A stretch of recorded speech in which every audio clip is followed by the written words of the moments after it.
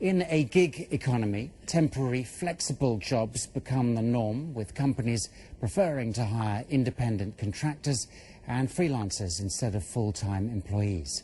A gig economy undermines the traditional economy of full-time workers who rarely change positions and instead focus on a lifetime career. Swami Natarajan is Regional Development and Strategy Leader at Oracle, who recently carried out research on the topic. Swami is with us this evening. Thanks for joining us. Now, is the UAE ready for a gig economy, do you think? So Oracle did a study, research on gig economy, and we had some interesting findings that we got out of this.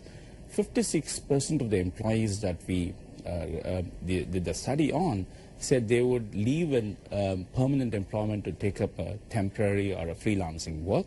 About 47% of them saying they are ready to compromise their vacation to take up a contractual job. But 40% of them even said that they are ready to compromise on their health care benefits.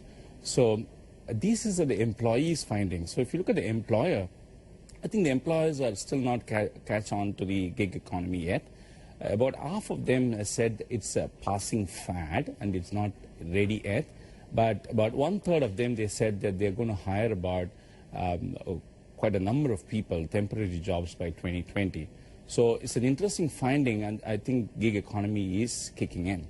So, I mean, you just touched on it briefly there, but I mean, how is the gig economy viewed amongst UAE HR directors at the moment? So HR directors are looking at about 64% of the people who we interviewed have said that they're looking at gig economy helping them in reducing the recruitment costs in the long term.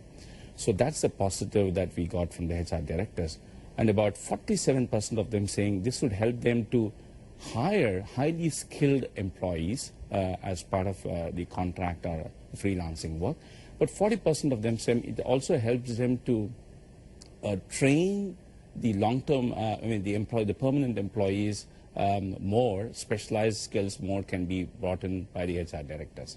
So HR directors are looking at more positive in terms of cost reduction and also more getting more skilled workers in their organizations. So what kind of savings can companies expect to see? I mean, is that the costs of recruitment expected to go up or down?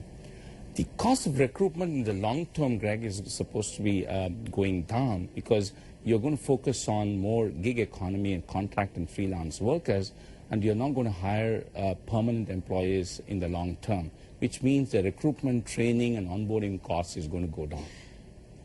Now, you know, as the workforce is going to become more freelance, what does that signal for things like staff retention? Because that's quite important for companies existing at the moment. Absolutely. Staff retention is basically, if you look at it, is that the metric for measuring these employees has to go for a change, basically. So the measurement changes has to be done in terms of how do you measure a gig economy employee vis-a-vis a permanent employee, basically. For this, they need to go through a change in the technology that they use today in terms of measuring the employee right from workforce modeling, planning, recruiting, learning, onboarding, and then giving them a social collaboration tool within an environment, because you're talking about a permanent employee working with a freelancer. So you need to enhance the technology and lead a technology-led innovation to cater to the gig economy employees. All right, we'll leave it there, but Swami Natarajan, appreciate you coming in tonight. Thanks a lot. Thank you so much.